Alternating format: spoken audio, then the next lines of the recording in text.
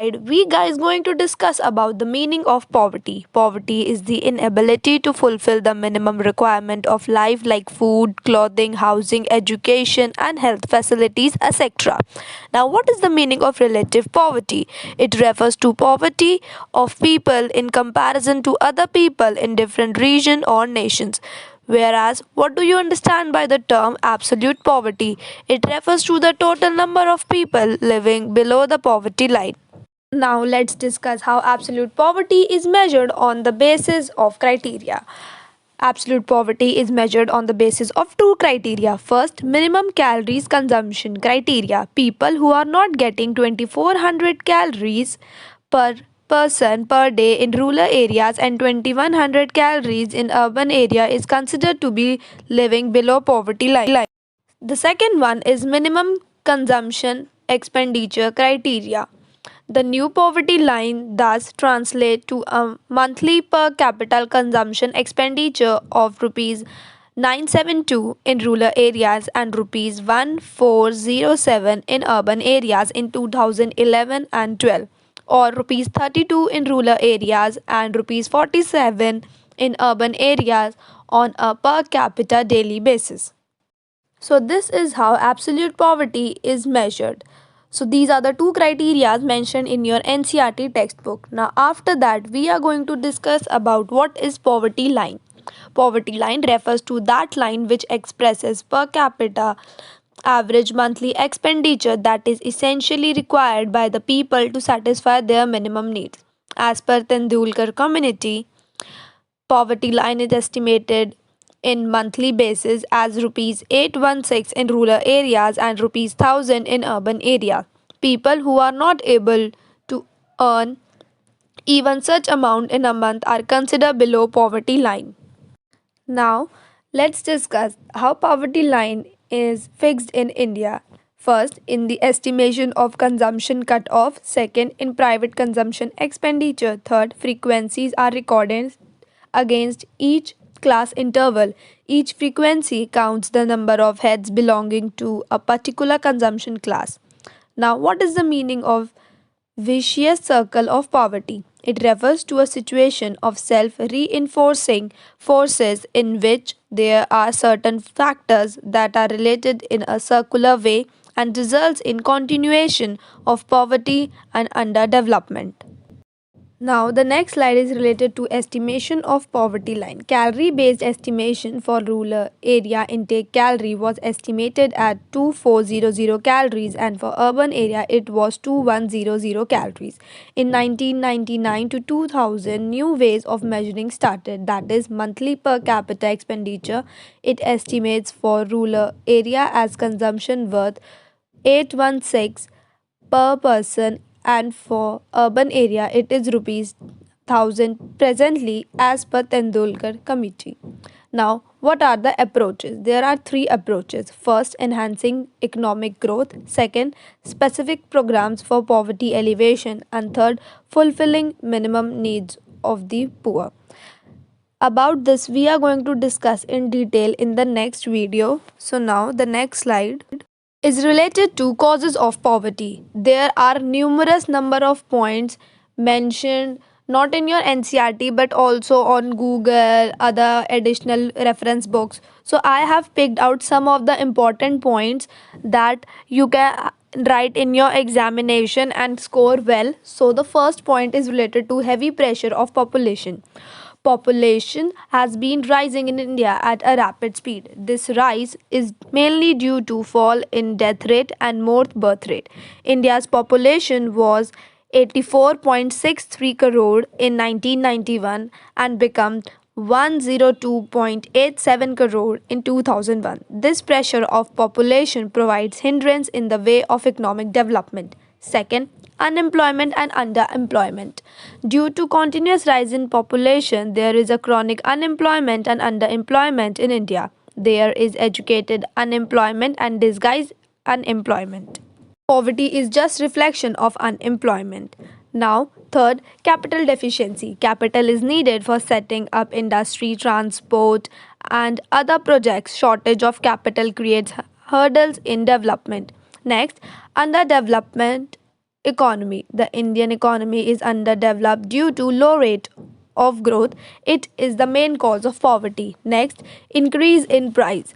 The steep rise in the prices has affected the poor badly. They have become more poor.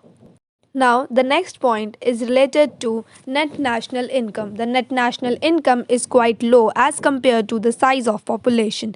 Low per capita income proves its poverty. The per capita income in 2003-2004 was rupees 20989, which proves India is one of the poorest nation. Next, rural economy. Indian economy is rural economy. Indian agriculture is backward. It is a great pressure of population. Economy and income in agriculture is low and disguised unemployment is more in agriculture. Next, lack of skilled labor. In India, unskilled labor is in abundant supply but skilled labor is less due to insufficient industrial education and training. The next cause of poverty is deficiency of insufficient entrepreneur. For industrial development, able and efficient entrepreneurs are needed. In India, there is shortage of efficient entrepreneur. Less industrial development is a major cause of poverty. Next, lack of proper industrialization. Industrially, India is backward state. 3% of total working population is engaged in industry, so industrial backwardness is major cause of poverty. Next, low rate of growth. The growth rate of the economy has been 3.7% and the growth rate of population has been 1.8%. So compared to population, per capita growth rate of economy has been very low. It is the main cause of poverty. So these are some of the points of causes of poverty. So here the 25% of the chapter completes. Now it's time for your reward question. Today's question is, what are the causes of poverty in India? Explain any five. You have to give a detailed explanation like the subpoint, then a brief explanation for about 2 to 3 lines, and then only so on. So I will be back with my another video. Till then, thank you everyone. Of this video is, what are the poverty alleviation programs? First, Prime Minister Yojgar Yojana PMRY. It provides financial assistance to set up any kind of enterprise. Second, it generates employment opportunity to the educated unemployed from low income families in rural and urban areas. Second, Rural Employment Generation Program REGP. It is implemented through the Khadi and Village Industries Commission to assist eligible entrepreneurs to set up village industries unit. It creates employment opportunity in villages including small towns with a population of up to 20,000. Third, Mahatma Gandhi National Rural Employment Guarantee Act (MNREGA). In this scheme, the government provide at least 100 days of guaranteed wage employment in every financial year to every household whose adult member volunteer to do unskilled manual work. If work is not provided within a 15-day period, then the applicant is eligible for unemployment allowances by the state government. Fourth, Swarna Jayanti Gram Swarojgar Yojana SJGSY. This was launched in 2000 to reduce the level of poverty in India. The central government provided financial assistance to the states for the fulfillment of necessities such as primary health and education. It also aimed to provide clean drinking water in the rural areas and to provide shelters to the poor. Now in the next slide we guys going to discuss about the programs adopted by the government to help the elderly people and poor and destitute women. In accordance with the directive principle of state policy, the Government of India introduced National Social Assistance Program NSAP in 1995 to help the elderly people and poor and destitute women. The NSAP aims at ensuring minimum national standards for social assistance in addition to the benefits that states are currently providing or would provide in future. At present, NSAP comprises of the following 5 schemes for the BPL, that is below poverty line persons. The first program is Indira Gandhi National Old Age Pension Scheme. Second, Indira Gandhi National Widow Pension Scheme. Third, Indira Gandhi National Disability Pension Scheme. Fourth, National Family Benefit Scheme. Fifth, Annapurna. Now, under Indira Gandhi National Old Pension Scheme, rupees 200 per month provided to the beneficiary of age 65 or more and belonging to the BPL family according to criteria prescribed by Government of India. Widow pension is provided under IGNWPS to the BPL widows of the age group of 40 to 64 years. Disability pension is provided to the multiple or severely disabled person of age group of 18 to 64 years under IGNDPS. Central assistance of rupees 200 per month per beneficial is provided under Indira Gandhi National Disability Pension Scheme and Indira Gandhi National Widow Pension Scheme. The states are urged to contribute another 200 from their own resources so that the pensioner could get at least 400 per month in the above programs.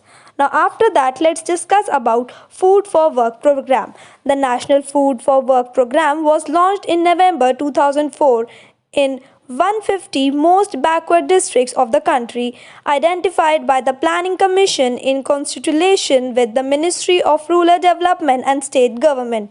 The objective of the program was to provide additional resource apart from the resources available under Swarnapurna Gramin Yojna to 150 most backward districts of the country so that generation of the supplementary wage employment and providing food security through creation of need basic economic, social and community asset in these districts are further intensified. Now in the next slide we guys going to discuss about the relationship between unemployment and poverty.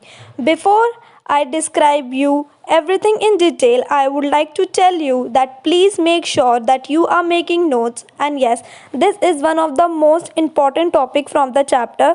Questions are asked in the alternative years, so make sure that you prepare this topic very carefully. Now let's discuss. There exists a deep relationship between unemployment and poverty. Unemployment or underemployment and the casual and intermediate nature of work in both rural and urban area drives unemployed people who do not have resources to make their ends meet into debtness and poverty.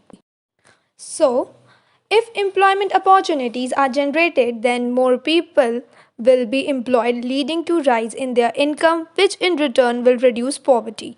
Due to unemployment, income of the people is reduced to a large extent and they are unable to get access to education, health facilities, proper sanitation, etc. This causes poor quality of living and hence poor human capital and skills, which turn lead to poverty, making a vicious circle of poverty. So students, here your chapter ends. Make sure that you are making notes side by side. So now it's time for your reward question. Today's question is, suppose you are a resident of a village. Suggest a few measures to tackle the problem of poverty. All you have to do is to just comment down your answer and the best answer will be rewarded by us. So don't waste your time guys, comment your answers right now. And if you have any doubt or any problem, just make sure that you also comment your doubts and problem. I will be answering to you. No, don't worry. So I will be back with my another video. Till then, thank you everyone.